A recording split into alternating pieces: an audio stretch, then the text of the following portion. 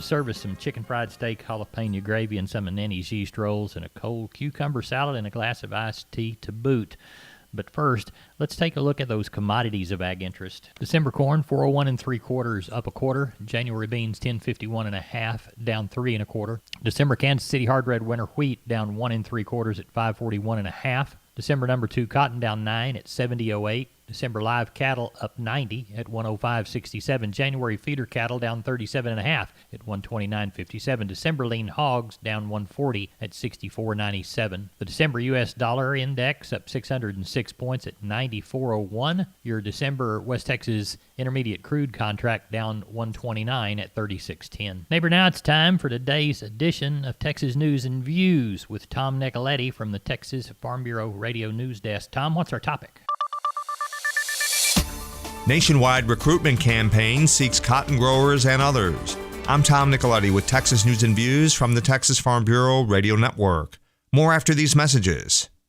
I'm a cotton farmer. I'm BASF. I'm made of grit, passion, and hands that never stop working. I'm made of agronomics, innovation, and hands that never stop helping. I believe cotton isn't a crop. It's a calling. I'm made to grow it. Protect it. I know this is important to my family. Every family. That's why I work harder. Innovate better. To make my cotton as good as it can be. As protected as it can be. I'm a cotton farmer. I'm BASF. We create chemistry. When we moved to Texas, we were like fish out of water. We didn't know anyone in our neighborhood until our Texas Farm Bureau insurance agent came to the house. She was so helpful and reassuring, a friendly face with that Texan hospitality I'd heard about. When we purchased a Texas Farm Bureau insurance policy, we knew we were making the right choice. We knew our family would be protected. Visit Texas Farm Bureau Insurance today at tfbinsurance.com to find an insurance agent who's a true neighbor. Coverage and discounts are subject to qualifications and policy terms and may vary by situation. American cotton farmers can now join the U.S. Cotton Trust Protocol, a new standard for verifying the sustainability progress of U.S. cotton. To talk more about this program, we go to Memphis, Tennessee, and Ken Burton is our guest. He is with the U.S. Cotton Trust Protocol, serving as Program Engagement and Enrollment Manager. And Ken, thanks for being with us today. Oh, thank you. So let's talk about this Cotton Trust Protocol. You folks are launching it nationwide for grower recruitment. This is a campaign. Talk about that. Over a year ago, we started the program for the 2019 pilot, where we allowed growers to voluntarily enroll in the program and where they could be a part and show their sustainability effort in areas that they've improved with their farming operation. In the pilot, we had over 300 producers that participated. It was a very successful year for a pilot phase. Okay, so now you're launching a nationwide recruitment campaign for a permanent program? Yes, we are expanding it where we're asking all growers to participate, to be engaged in the program. And it's very important. Not only do we want our producers to document their sustainability practices, but we also want them to be able to share this message of sustainability to the world, and this program will enable them to do that. Now, Ken, how will this cotton protocol help growers? Through the years, many brands and retailers have sourced cotton and already recognized that the sustainability progress of our U.S. growers.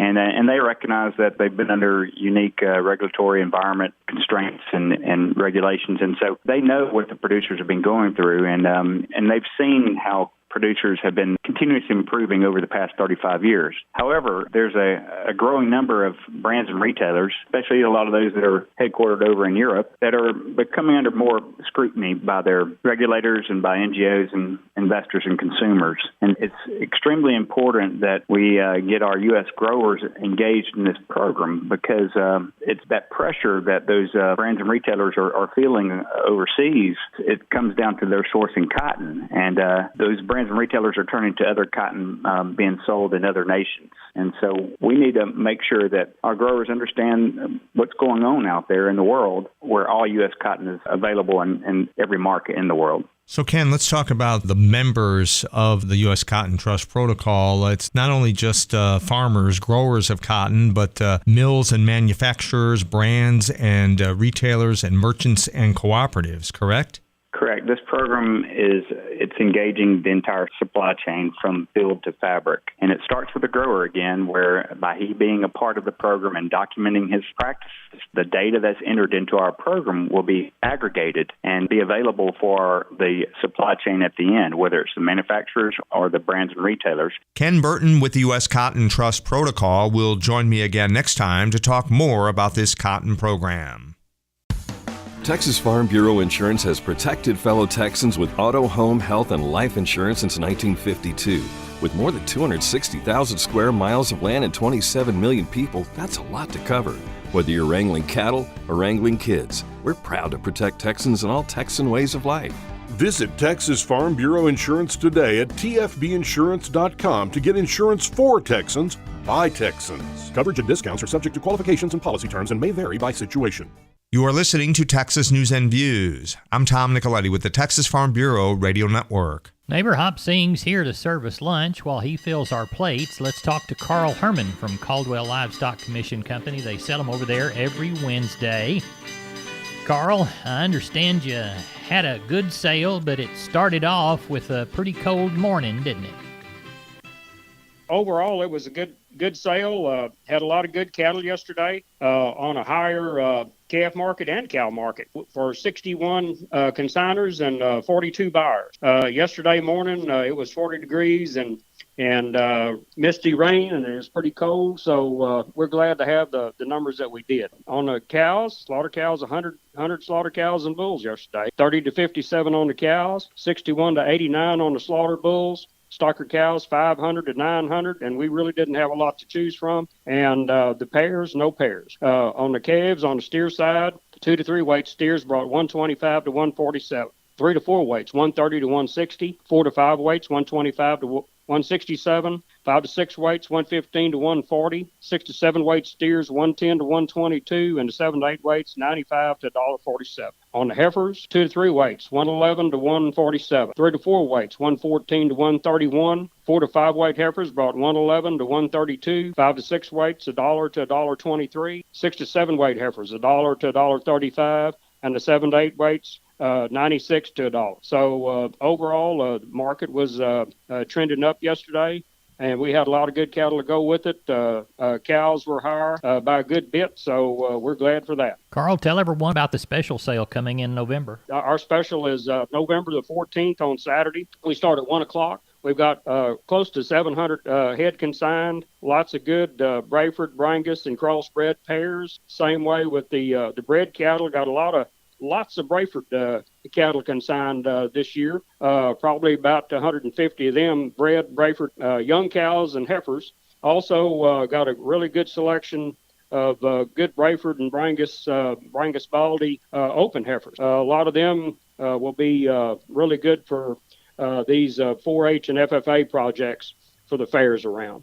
So have any questions, give me a call. My number is 979-820-5349. Call the barn, 567-4119. If you're in the Giddings area, call Max Ebner at 540-8676. Carl, we'll talk to you next week. Thank you. Thank you, Larry. Rumensin presents Trusted by Generations. Headquartered in Amarillo, Texas, Cactus Feeders has been producing high-quality protein at their feed yards in Texas and Kansas for over 40 years. They work hard each day to make sure the beef they produce is safe and nutritious. Director of Nutrition Kendall Carr and General Manager of Wrangler Feed Yard Randy Shields have been working together at Cactus Feeders for 20 years. We asked them what they view as the most vital ingredient in their success. For Kendall, trust comes before anything else, and that includes doing business with a handshake. Beyond trust in their partners, Kendall knows it's important for consumers to trust the beef they consume. Randy believes it all comes back to the handshake deal, that when you make a commitment, you follow through with that commitment. Both Kendall and Randy are proud to carry on the legacy of helping people learn and grow in the beef cattle business. Rumensin has been trusted by generations of cattle producers to help build their legacy. What will your legacy be? Explore more legacy stories at trustedbygenerations.com. Neighbor, when you hear my cowboy crew riding hard, they're headed down to Karnes County Livestock to help Chris and crew put that sale on today. They've already got started, so boys get to work. Chris, tell us how the sale went last week. Last week, we ended up with 1,036 head of cattle. Even though we had some great numbers to sell, the market didn't follow. It ended up a little cheaper. Let's walk the pins. Number 1 steers 2 to 3 weight 142 to 164. 3 and 4 is 137 to 170. 4 and 5 weights 123 to 155. 5 and 6 is $1.10 to $1.33. 6 and 7 is 98 to $1.25. And the 7 and 8 weights 98 to $1.16. On the heifers 2 to 3 weight 133 to 151. 3 and 4 is 121 to 162.50. 4 and 5 weights 108 to 131.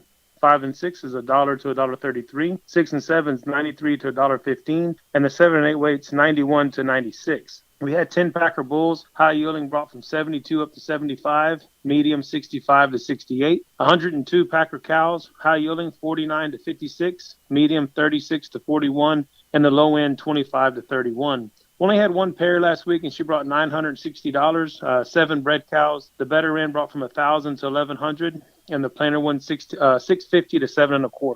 What you got under the barn for this week? Well, at the present time, we've got 605 head checked in, and we're looking for about 750 come sell time. In our count today, we've got 97 Packer cows and bulls, 7 palpated cows, and the rest are yearlings. Tell everybody how to get a hold of you. If you've got any questions or in need of any of our services, please call Waylon Rouse at 361-542-0810 or myself at 210-286-5345. Chris, y'all have a good sale. We'll talk with you after. Yes, sir. Remember to go out and vote. Neighbor, let's take a look at meat movement from yesterday. Looks like USDA estimated hog slaughter at 1.471 million head through Wednesday. That compares to 1.457 million last week, 1.459 million from the same point a year ago. Hams and picnic shoulders were a little stronger, but the other primals fell significantly.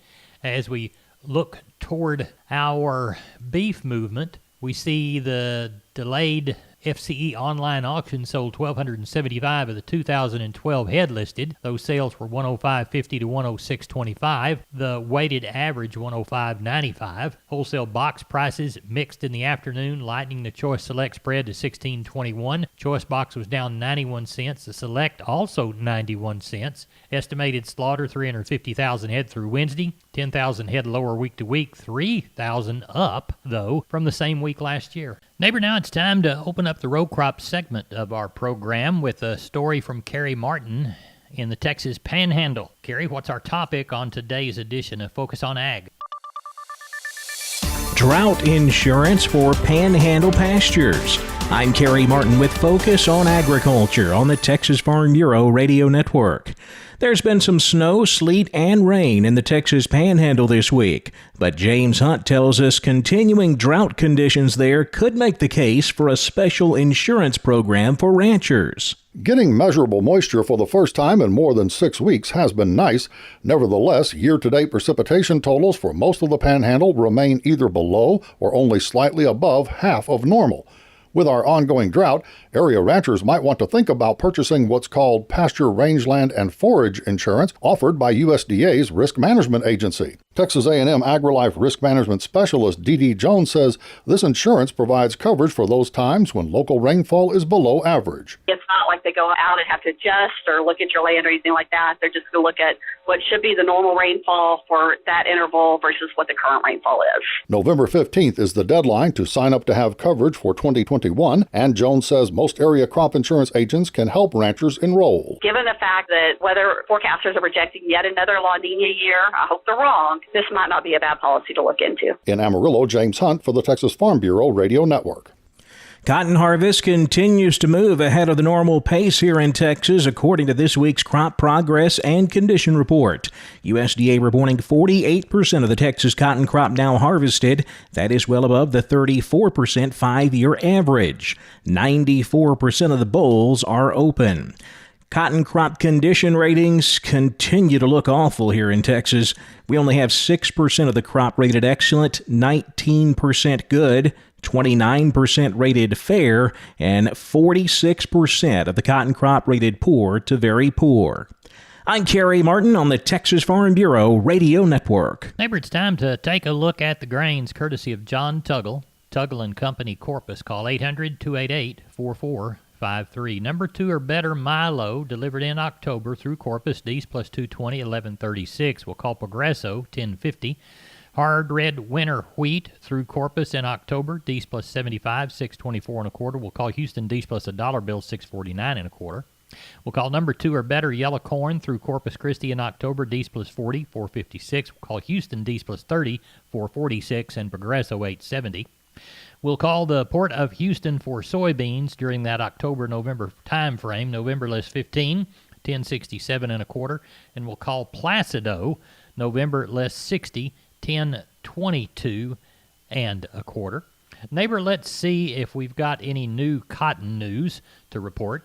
We moved 688 bale of East Texas cotton, 1,607 bale of West Texas. Prices ranged from $64.67 on the low side to $67.42 on the high side.